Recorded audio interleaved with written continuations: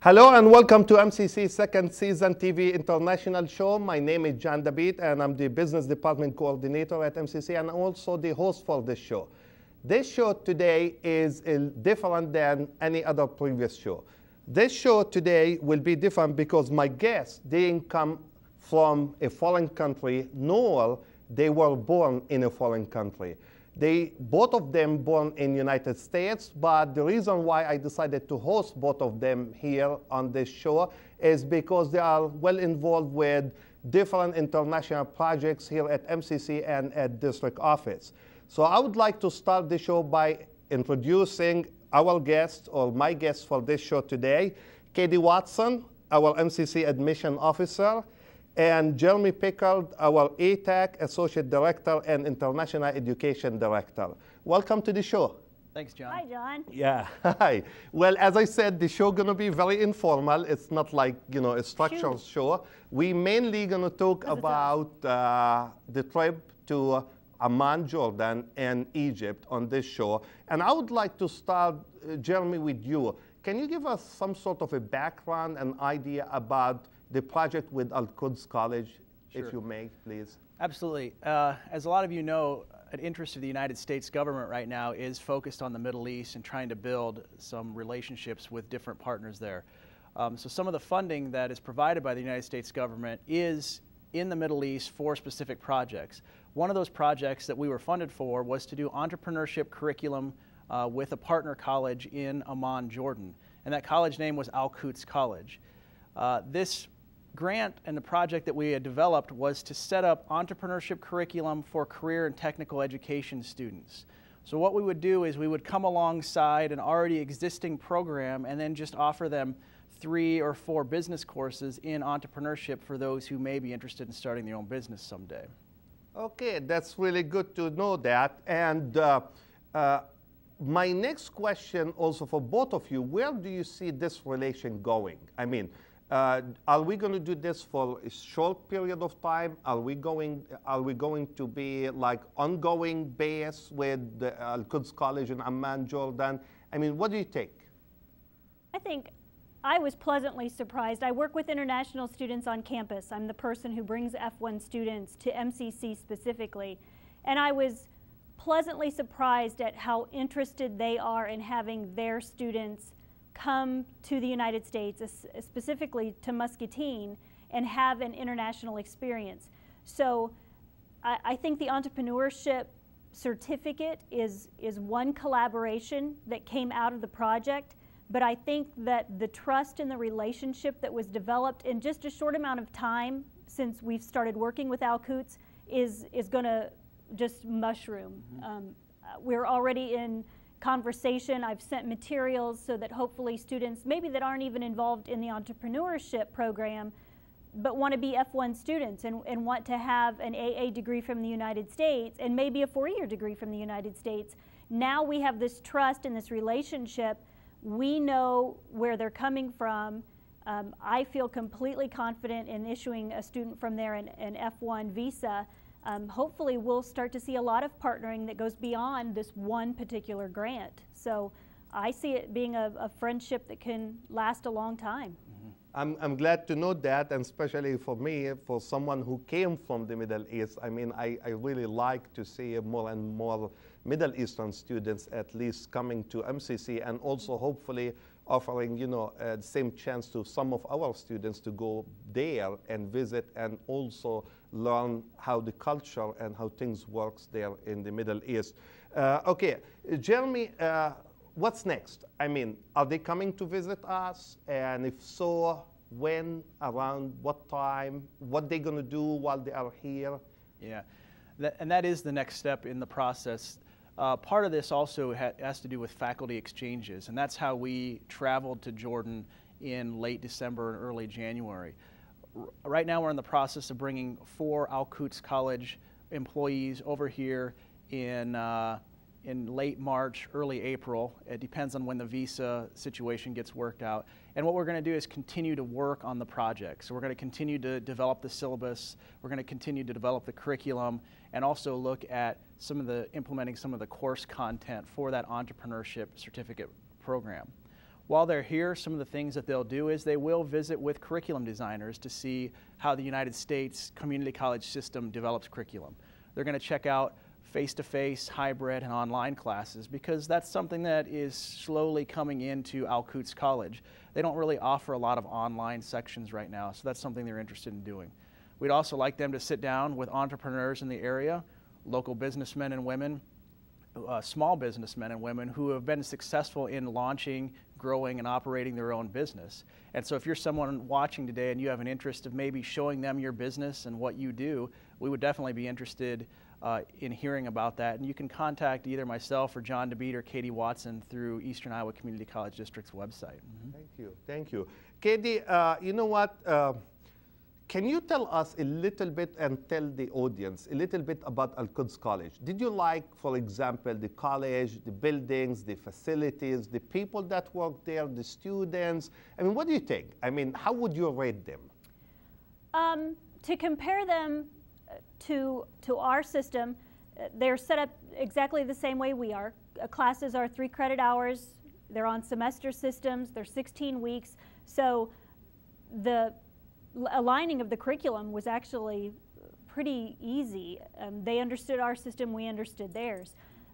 Their size is about the size of Scott Community College, but it's all in one building, which was interesting.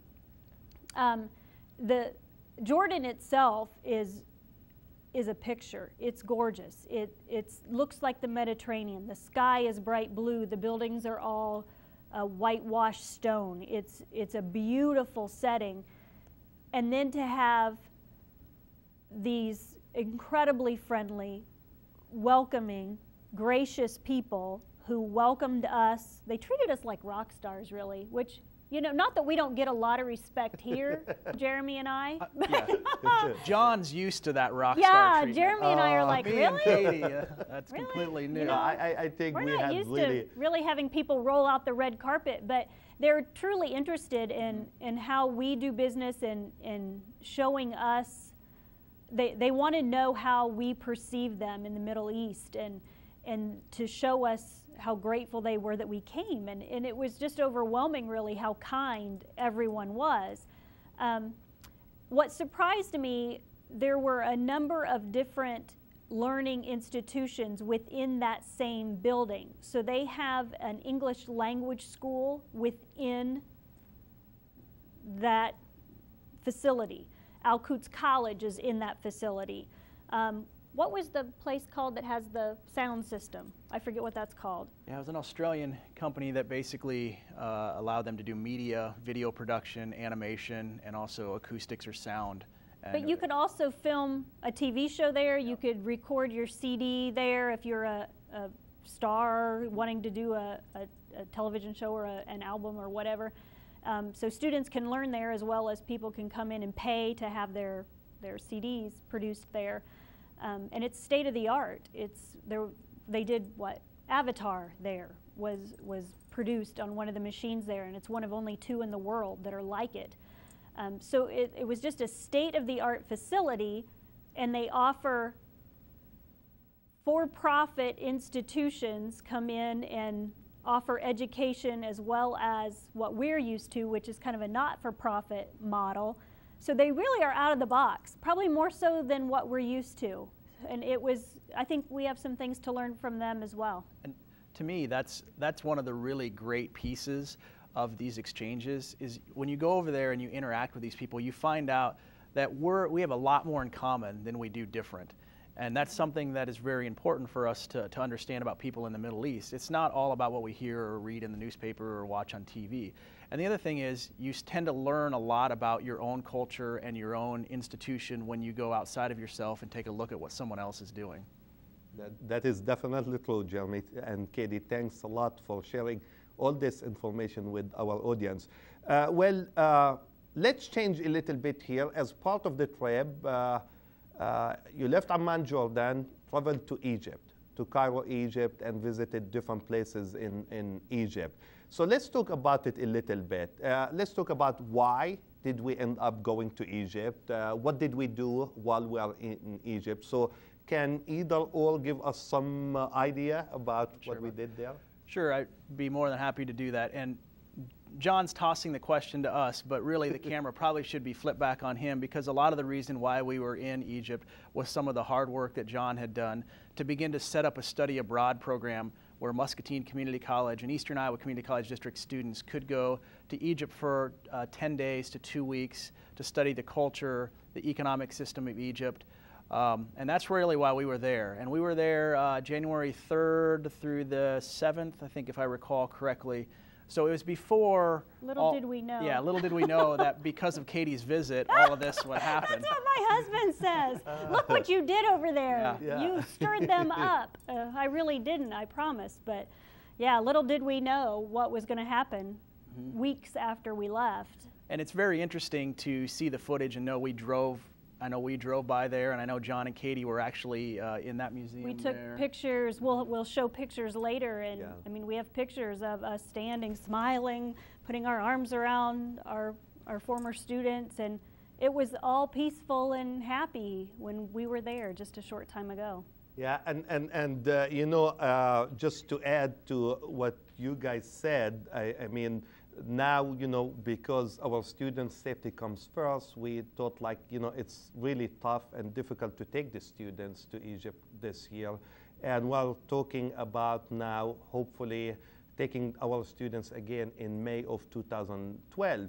And as I start talking to the students who were planning to go to Egypt, some of them had tears in their eyes because some of them are graduating this year. And they said, that means we are not going to have this chance to go. I said, you know, you still can do it. You come back in May of 2012 and still can go and earn another 3 credits even though you graduate this year. So I'm sure, you know, that the trip will be, you know, will go at some point in time, and I'm sure it will be a great learning experience to our students. They'll see a different Egypt than we saw. Oh yeah, for sure. It's different Egypt, different system, and different government. As we are talking about Jordan and Egypt, soon our producer, Chad Bishop, will start putting some pictures on the screen. And if you may just start like talking about each picture, where is that picture? If you know, if you have some information, I see here the first picture. He's our guy. He's the one who knows that. That's Amman, obviously, but there's a huge hotel in Amman that you can see it from everywhere. The Royal, wasn't that what it was called? The Royal Hotel, yeah, in Jordan. It's huge. And John, you know, he stocks the place, so he goes and hangs out there whether he's a hotel resident or not. We didn't go in, but John has definitely been there. But I mean, that picture and every picture that you see of Jordan, that's it. That color of stone, that limestone color, the blue sky. And we were there in the winter, so I can't even imagine how bright and beautiful the sky is when they're having their summer months. But it just is such a contrast. You feel like you're sitting on the Mediterranean all the time with that beautiful sky. Ah, look who's here. Hey. Yeah, He's about to take his Broadway debut right there. That's exactly right. As usual, me. I think the camera added 20 pounds there, maybe. I'm not sure. But oh, no. Wait till, oh, gosh, I hope, I hope think no pictures of the Dead Sea appear. I think we gained a lot of weight while in Jordan from all that food. But food is incredible there. This is a Roman theater, and this is actually the location where Shakespeare gave his to be or not to be speech. So did Jeremy. And so did I. I had to try that out a little bit. So back there where you see the kids playing, there's actually a podium back there, and that's probably the location where Shakespeare would have given that speech to a coliseum full of people. And I tell you what, I can't imagine sitting on those stone seats all the time, and it was just very interesting to see the steps and how steep they were. And they still use that auditorium for concerts and what have you, and I couldn't make it past that first level. Jeremy, on the other hand, climbed clear to the top. I was 10 pounds skinnier when I got back down too. So. I was panting and huffing, and I couldn't make it past that first tier. Yeah. Oh my gosh, I hope that's as close as we get to the Dead Sea. That's the Dead Sea. Yeah. Yeah, the Dead Sea is quite fascinating. As you get closer, you'll actually have salt that's adhered to the rocks and to the shoreline because there's so many minerals in it. And it was something I always heard about. You could float in the Dead Sea, and I had to really try it out. So I took my swimming suit down there, jumped in, and it's no joke. It's like you're sitting on a flotation device. You can't not float. Right. I don't think anyone's ever drowned in the Dead Sea because it would be quite impossible to do. You just can't, it's hard to stay underwater. And once you get out past where the water's over your head, your feet just naturally pop up, like you can't stand up anymore. It's the weirdest feeling. I explained it like you have those little arm floaties. You put like 4 or 5 of them on your legs and then try to go out into the water. And that's really what it's like. It was amazing. And I thought it would be bigger.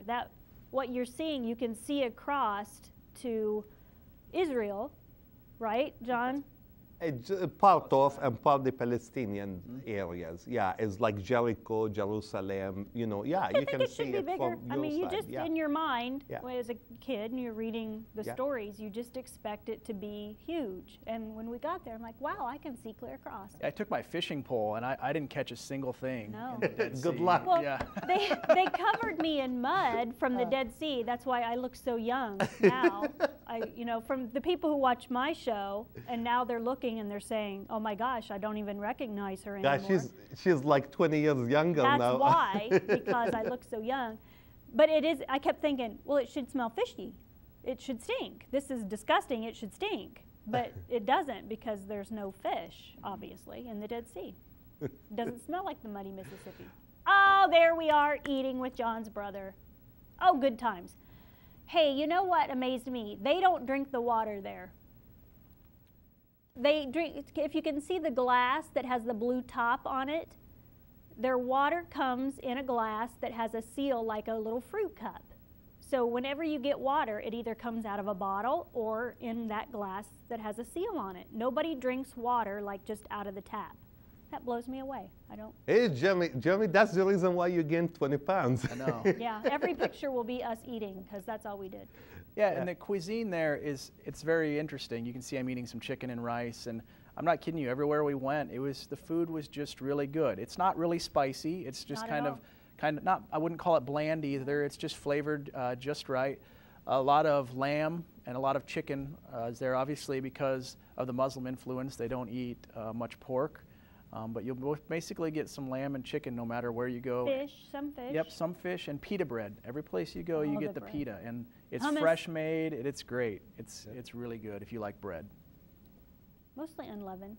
Oh, we're actually working. Here we are. Yeah, here we are with our Al-Quds College partners. You have Alice and Samir standing by John DeBeat, and we're in the process of developing the curriculum for the entrepreneurship program that we were implementing. And these happened from, you know, about 8 in the morning, 8:30 in the morning, till about 4:30 in the afternoon. And we did work pretty steadily. Yep, Saturday. We even worked New Year's Eve and New Year's Day while we were there. And I was impressed of their dedication and their willingness to come in even on those holidays. Katie, come Look at on. me. I'm thinking, Were you gosh, dreaming there or what? I wish Jeff Kaufman was here. I wonder what Jeff's doing right now. He's That's in what Des I was- Moines now. That's what I was thinking. Right there. I was just missing Jeff. Oh, and there's the glare off of John DeBeat's head. Samir, the man in the picture, people in this community know Bob Albee. He is the Bob Albee of Al-Quds College. And I agree with you on that. I really agree with you. I mean, they are like, as Jeremy also mentioned, I mean, they are really pleasant people to work with. I mean, Very hardworking. Alice works with Bella Mon. She works in the English language school as a teacher, facilitator, administrator. She does a little bit of everything, it seems, there. We had to get a bus to take us. There were too many of us to go in one vehicle on one of our site visits.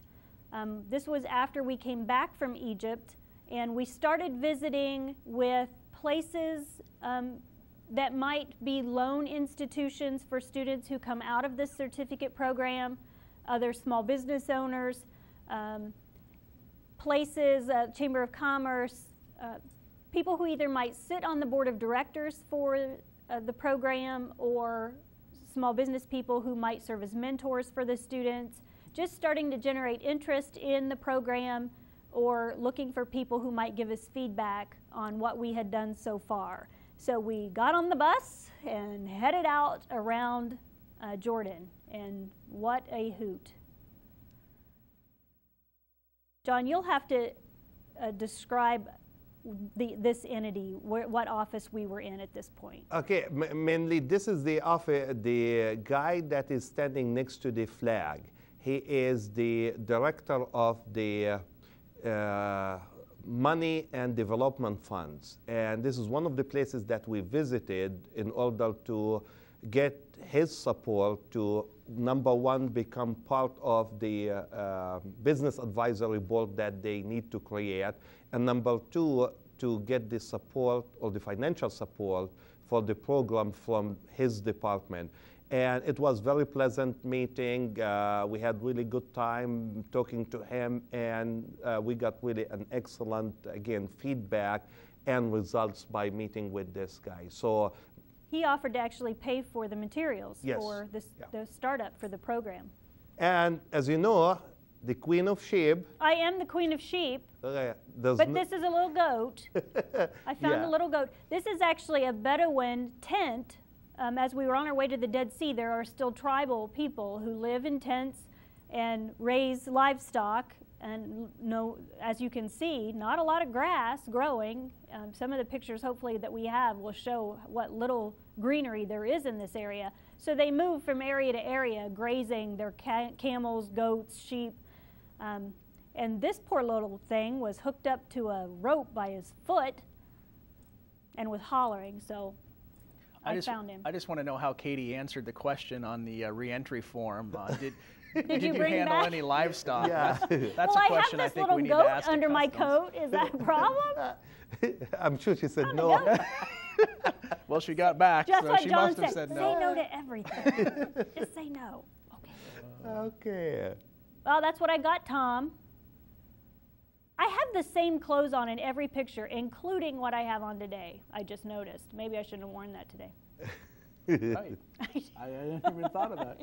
That was Amman Harley-Davidson. So they do have a Harley-Davidson in Amman, and you see a lot of American influence there. It looks a lot like Chicago does. So you'll see Burger King and Kentucky Fried Chicken and Applebee's and Chili's and some of the exact same things that we would see there. And so sometimes you almost forget that you're in Amman. There are times when you can go to the shopping mall and not know that you're anywhere else. I would say they're more progressive in fashion than we are. Certainly in the Midwest. Maybe if we were in New York, that I might not say that, but things that are in fashion here now are already out of fashion there. Yeah, it would be a European fashion, I would classify it as. This is the group in Egypt, the person who's arranging the travel or was arranging the travel for the students who are coming that were going to be in John's group. And the lady, Marilee Feldman, that's between Jeremy and the Egyptian lady, is from Kirkwood. She was bringing students as well. She was going to travel with John in May, and hopefully we'll be able to do that. We share a program, CCID sends students here from the Middle East and other countries as well. And Marilee works with the students who are at Kirkwood, and John spends a lot of time with the students who come here and study at MCC. I have no clue, John. This is a picture that we took for Khan el-Khalili in Egypt. Like, if you remember, going into the narrow roads towards the restaurant where we had the lunch. Yeah, the market. At that. Oh, very good. This is, The market in Egypt is quite fascinating, and here you see a little shop in the market and all the little things you can buy. Hey, Jeremy, I have a question for you. You know, this shirt that I'm wearing, John looks funny. It looks funny. It looks awesome I mean, you. And I don't smell a bit of polo on it anywhere. I smell nothing. John lost a bag, and so I had to provide him with some shirts so he could wear them. So I was his wardrobe assistant, I guess you could say. And, put some shirts on. And you know what? The funny thing is, like, I got my bag back a couple of days before we went back. We came and then we had to schlep all this luggage back and pay for all the extra luggage. I must say, though, that the shirt was the only item of clothing that we shared. Yeah, put that on record, why don't you? Okay. Can you describe this? This was an amazing little restaurant that we went to. It was in that market.